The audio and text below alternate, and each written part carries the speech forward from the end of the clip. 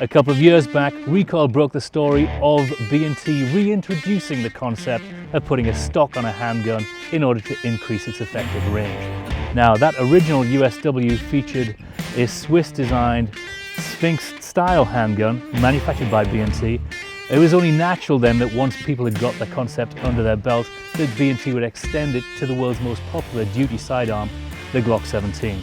So here it is. This is the new USW, and it has a lot of the same features of the original. In this current issue of Recoil, we take a look at it in print, and I figured you guys might like to see how it shoots on the range. Now, it also features an aimpoint nano, as did the original. It has the same side folding stock. All you have to do on this one is index it, and out it pops. Flip it to the side, and then you've got something which is pretty good at extending your handgun's range. Now, in order to charge the weapon, you're going to have to use this reciprocating charging handle. Now, it does fold to get out of the way, but it is there should you run your thumbs high and you might get hit by it.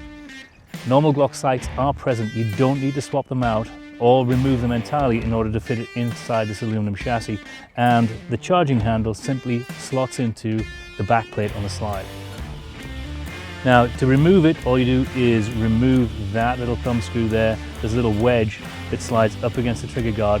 Pop that out, and then you can pull the whole gun out of the chassis should you need to. Like the original, there's a non-reciprocating aimpoint nano mounted on top of the chassis. Now, this gives you a little bit of an advantage when you compare it to, say, just milling the slide and throwing an RMR on there. For example, in terms of lifespan of the sight, well, it's not experiencing 6,000 Gs as the slide slams into battery. And because it's not moving back and forward, you don't lose your sight picture between shots. So follow-up shots should be a little bit quicker, particularly when you combine it with a shoulder stock. Now, how does it shoot and is it effective? Well, there's an IPSC target right the way down there. Could I make that shot with a conventional handgun? Yeah, I could. It'd take me a few tries. Would I make that shot in real life? Probably not. So, does a red dot, non-reciprocating red dot, and a shoulder stock make a difference? Well, let's throw a magazine in and find out. All right, going hard. Now, you do have to be careful you don't put your fingers over the slide.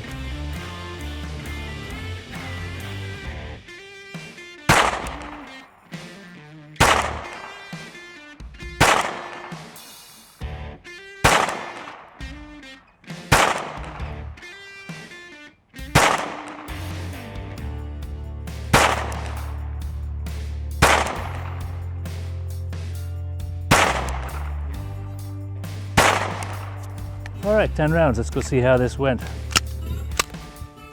and clear. All right, well, looks like I pushed one into the D zone, and that's pure trigger control on my part. Normally, I wouldn't expect this sort of performance from a 9mm handgun, but a 9mm handgun with a red dot and a stock on it, that's a different story. I'll take that performance increase any day.